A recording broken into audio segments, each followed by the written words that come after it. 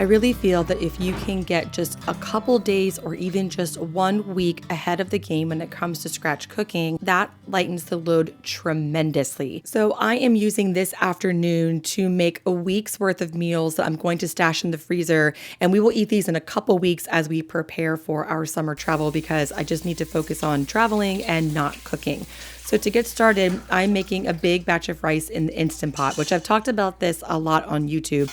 I only really need 2 meals worth of rice, but it's just as easy to make 5 or 6 batches of rice as it is to make 1, especially in the Instant Pot. So I'm making a little bit extra. I really like using the Instant Pot to batch cook and to meal prep, especially when I'm trying to make a lot of things in one afternoon.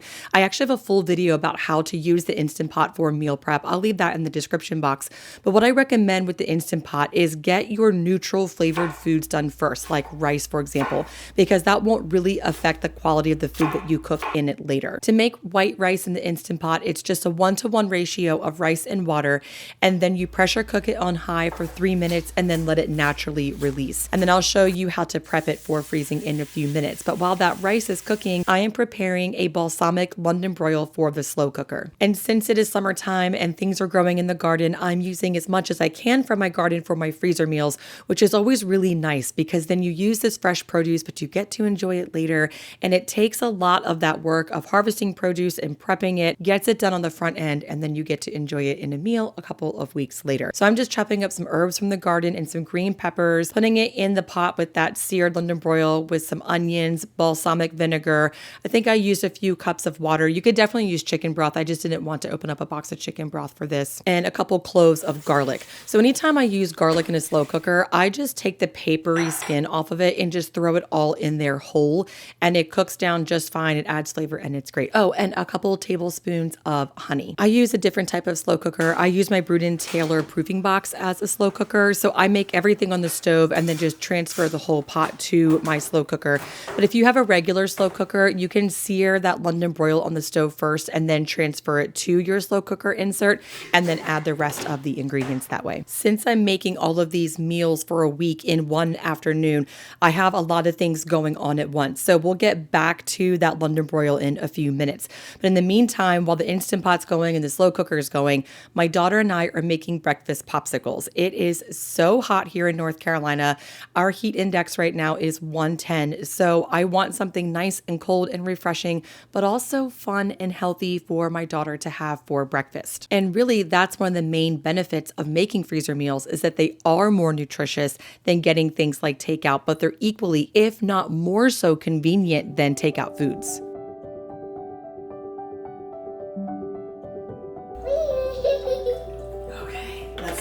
A breakfast popsicle, at least in our house, is simply just a smoothie frozen in a popsicle mold. So I always let my daughter pick out what she wants to put in it, and she chose some strawberries and lemon, and then we always add in Greek yogurt, milk, and a little bit of honey.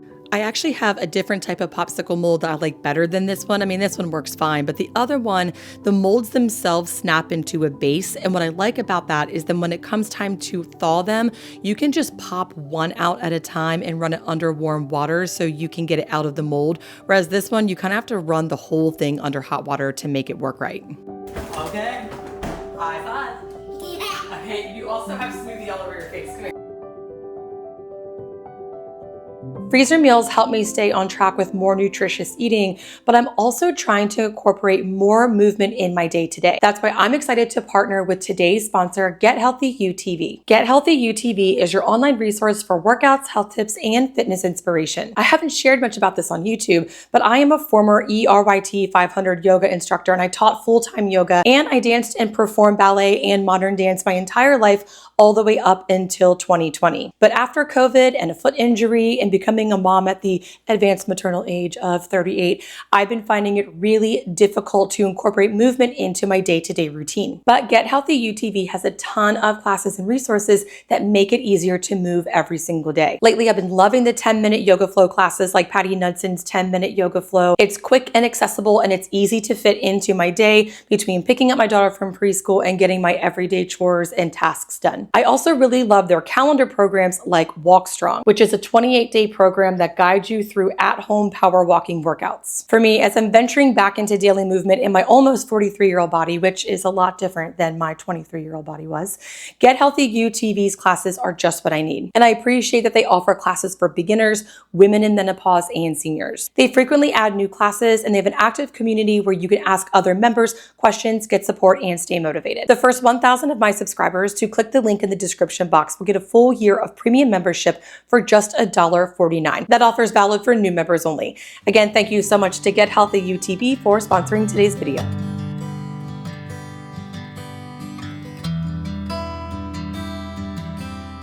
Okay, next up on the freezer meal menu for today is some really simple tacos.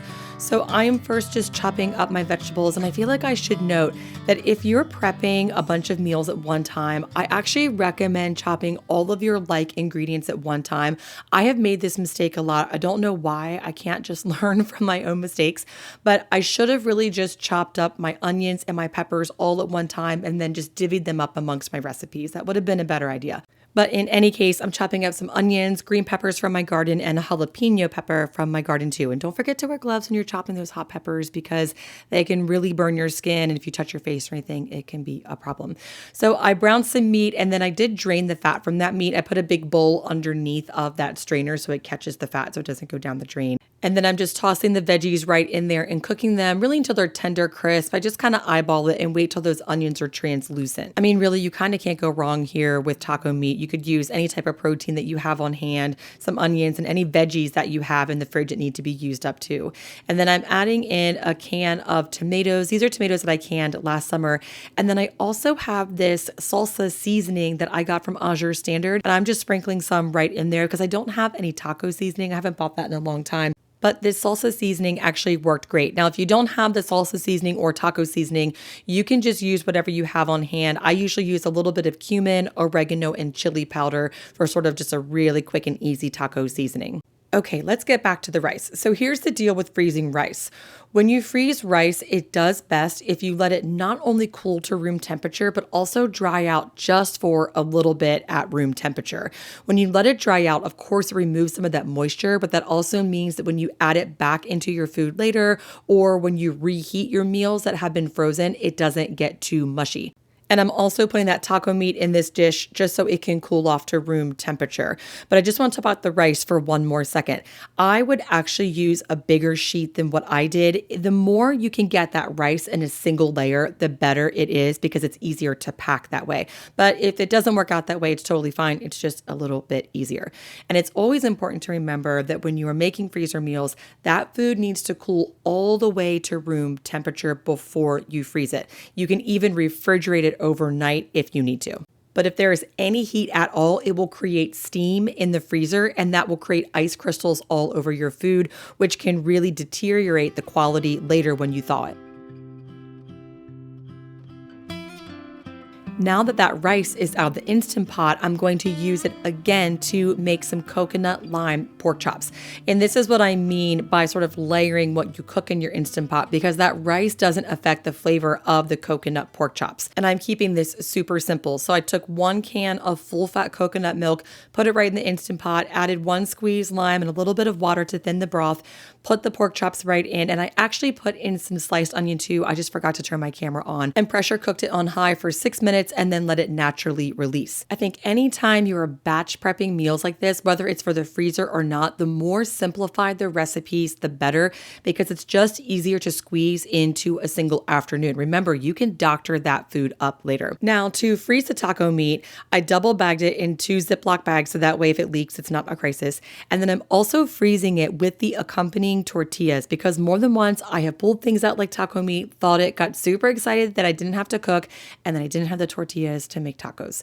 So that way I have the whole meal all together in one bag. So I take the taco meat, put it in a bag, I take the tortillas, put them in a separate bag, and then I freeze all of that together in one more bag. I know that's a lot of bags, but the tortilla bag and then the final bag that I use to put all of it together can be reused. So I feel pretty good about that. You can see here, because I let that rice sit on a sheet and it's kind of thick and piled up, it kind of stuck together. When you have it more in a single layer, it's easier to pack flat. And I recommend, when possible, packing your freezer meals flat because A, they're easier to store in your freezer, but also they thaw more quickly that way. So I did the best I could here and it worked out totally fine. And I have 5 bags of rice. 2 of them I'm going to pack with the other meals that I'm making. The other 3 I'm just going to put in the freezer and use down the road for things like soup, stews, or if we just need a side of rice. The London broil and the pork chops, I let them cook, and of course, until they were finished, and then I let them cool to room temperature.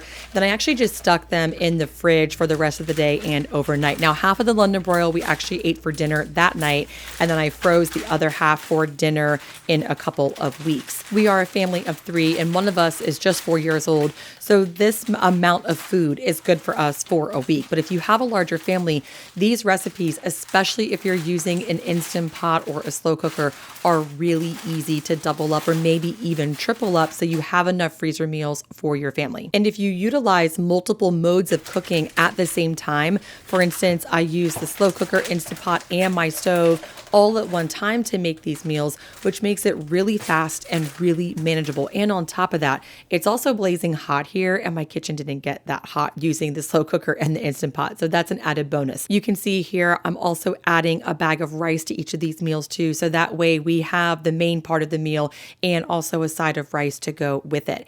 And now with just one afternoon in the kitchen, I have a week's worth of food for my family, which is such a relief to know that for 7 nights, I don't have to cook.